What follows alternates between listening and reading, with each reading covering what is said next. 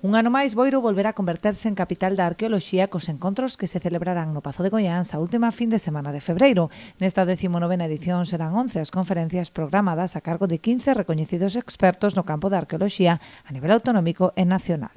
Como todos os anos, empezamos as xornadas con representantes a nivel de España. Neste caso, abrirá as xornadas Ignacio Martínez, falando neste caso da Sima dos Huesos. Seguirálle nesta ocasión Antonio Salas. E despois pola tarde, como todos os anos, neste caso chegarán os temas a nivel de ámbito galego.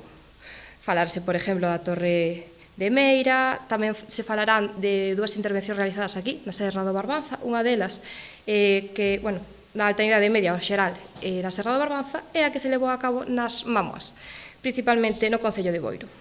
E o domingo, neste caso, finalizaremos da man de 3 mulleres que nos traerán diversos temas.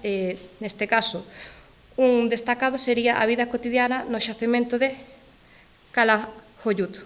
Estamos moi agradecidos porque todos os anos temos uns invitados especiais, uns invitados que levan moitos anos traballando en este aspecto patrimonial e que, ademais, cada un deles sempre ven a poñer o seu graniño de area con moito interés e con moito entusiasmo ao noso Concello. Así que nós, dende aquí, darlle as gracias a todos os que veñen este año e os que pasaron por aquí durante 19 anos.